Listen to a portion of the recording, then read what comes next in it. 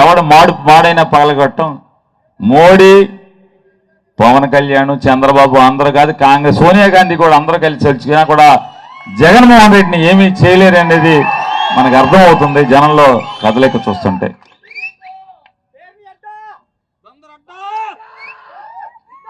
ఎవడడ్డాలు లేవు. ఈ ఆంధ్రప్రదేశ్ రాష్ట్రం 175 నియోజకవర్గాలు జగన్ అడ్డానే.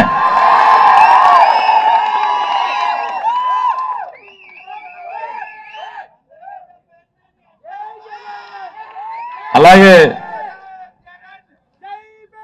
ఈ స్టేడియం ఓపెనింగ్ కూడా నేను అసలు అటేపు ఎందుకు తొంగి చూడలేదంటే బోర్డులో నా పేరే ఉంటుంది, అంటే ఇంకా ఎమ్మెల్యేగా ఉన్నాను కాబట్టి.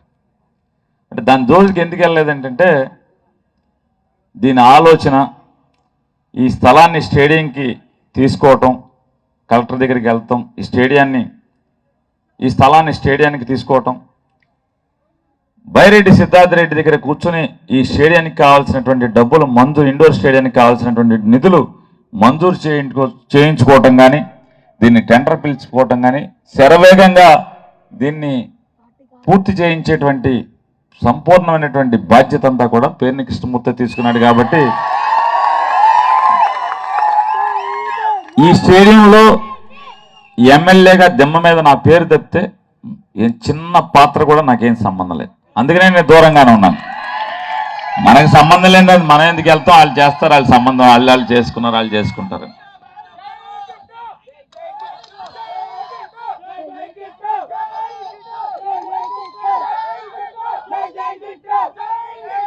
ఇవాళ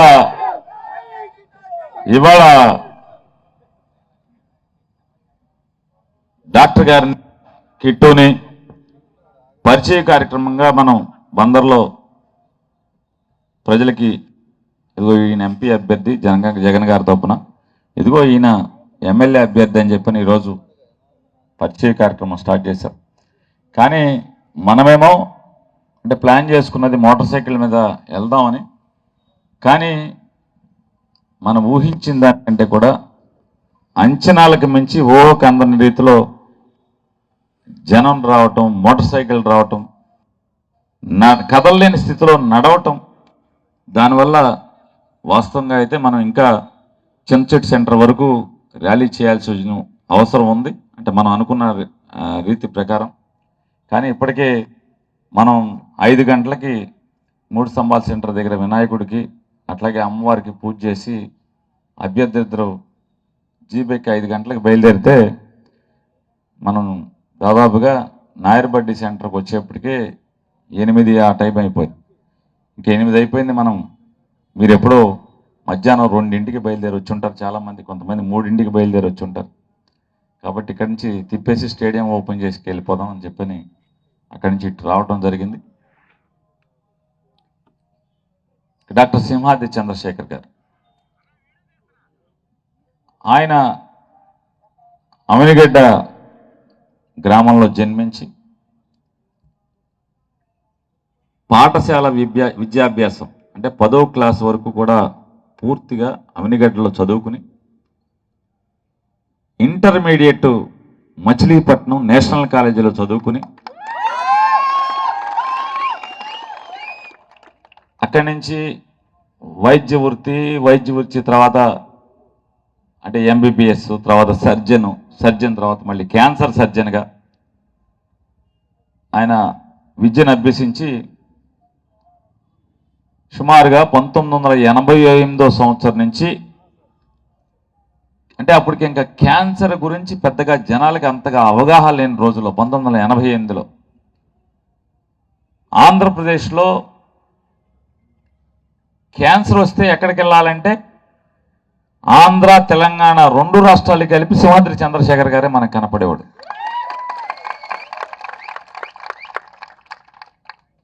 వాళ్ళ నాన్నగారు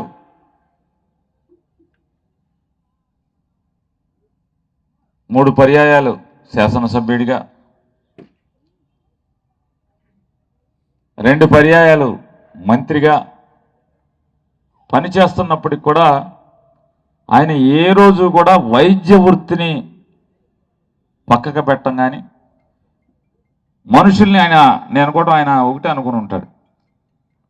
నేను నా వృత్తిలో ఉంటే ఎంతోమందికి ప్రాణం పోయొచ్చు, దేవుడు నాకు అవకాశం ఇచ్చాడని చెప్పని దాదాపుగా 35 సంవత్సరాలు క్యాన్సర్ బారిన పడినటువంటి ఎంతోమంది, కొన్ని వేల మందికి ప్రాణం పోసినటువంటి డాక్టర్ సింహాద్రి చంద్రశేఖర్ గారు. సహజంగా వాళ్ళ నాన్నగారు తెలుగుదేశం పార్టీ. ఎవరికైనా కూడా ఆ ఇంట్లో పుట్టిన పిల్లలందరూ కూడా సహజంగా తండ్రి ఏ పార్టీలో ఉంటే పిల్లలకు కూడా మనసు దాని మీదే ఇష్టంగా ఉంటుంది. వాళ్ళ నాన్నగారికి వ్యతిరేకంగా ఉన్నటువంటి పార్టీ ప్రత్యర్థి పార్టీ కాంగ్రెస్ పార్టీ. అప్పుడు మనమంతా కూడా, నా తండ్రి, నేను, మనందరం కూడా ఎక్కువ మంది కాంగ్రెస్ పార్టీలోనే ఉండేవాళ్ళం. అంటే మనకి ప్రత్యర్థి పార్టీలో వాళ్ళ నాన్నగారు ఉండి ఆయన డాక్టర్గా ఉంటే ఏదన్నా ఒక పేషెంట్ కోసం నేను ఫోన్ చేసిన, నేనంటే మా నాన్నగారు వాళ్ళ నాన్నగారు సావాసం ఎక్కువగా ఉండేది, బాగా స్నేహం. నేనంటే వాళ్ళ నాన్నగారు స్నేహితుడు కొడుకుగా నా ఉన్న ఏమైనా ఆప్యాయంగా పలకరించడం, నేను ఒక పేషెంట్ గురించి చెప్తే వెంటనే ఆ పేషెంట్ని పంపించమంటాం, వెంటనే నాని పంపించాడని చెప్పి గబాబా చూడటం, చూసి వాళ్ళకి వైద్యం చేయగలిగితే డబ్బులు చాలా తక్కువగా వైద్యం చేయటం, మళ్ళీ జాగ్రత్తగా అవసరమైతే డబ్బులు లేకపోతే ఛార్జీలు కూడా డబ్బులు ఇచ్చి జిల్లాకి అంటే ఏ ఊరైతే ఆ ఊరు పంపించడం. నాకంటే లింక్ ఉంది, వాళ్ళ నాన్నగారు మా నాన్నగారు సావాసం ఉంది.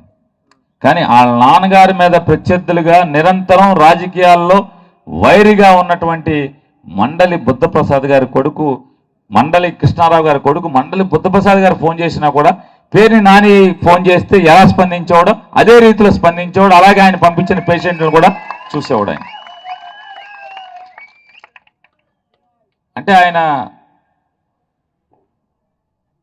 గుండెకి ఎక్కడా కూడా పార్టీ మకిళ్ళు, మా నాన్న పార్టీ కాబట్టి, మా నాన్న మీద వాళ్ళు పోటీ చేస్తున్నారు కాబట్టి, లేకపోతే మా నాన్నకి వ్యతిరేకమైన పోటీలో వీళ్ళు తిరుగుతున్నారు కాబట్టి అని ఎక్కడా కూడా ఈషన్ మాత్రం లేకుండా ఎవరు ఫోన్ చేసినా కూడా ఆప్యాయంగా మాట్లాడటం. సాధారణంగా కొంతమంది ఫోన్ చేయగానే బ్రహ్మాండంగా ఆహా పంపించేయండి మేము చూస్తూ ఉంటారు. ఈ పేషెంట్ అక్కడికి వెళ్ళాక ఆయన పిలవరు బయటికి, లోపలికి సాయంత్రం దాకా కూర్చుంటూ ఉంటారు. వాళ్ళు వెళ్ళినోడు మనకు ఫోన్ చేస్తుంటాడు, సార్ డాక్టర్ గారు పిలవలేదు సార్, ఇంకా డాక్టర్ గారు పిలవలేదని, పొద్దున వచ్చామండి సార్ మధ్యాహ్నం అయిపోయిందని చెప్పి. కానీ ఏ రోజు నా జీవితంలో ఏ రోజు డాక్టర్ గారికి ఫోన్ చేసి పేషెంట్ని పంపిస్తే పేషెంట్ నుంచి మళ్ళీ పొరపాటును కూడా డాక్టర్ గారు మమ్మల్ని పిలవలేదండి, మమ్మల్ని చూడలేదండి అని ఒక్క ఫోన్ కూడా ఎప్పుడు రాలా. డాక్టర్ గారి దగ్గర నుంచి ఫోన్ వచ్చేది, నాని నువ్వు పంపించిన పేషెంట్కి ఈ రకమైనటువంటి ఆరోగ్య స్థితిగతులు ఉన్నాయి, ఇది చేద్దాం, లేకపోతే ఇక మనం ఏం చేయలేనని. ఇప్పుడు బాగా ముదిరిపోయింది, బాగా ఆలస్యంగా వచ్చారు, దురదృష్టం.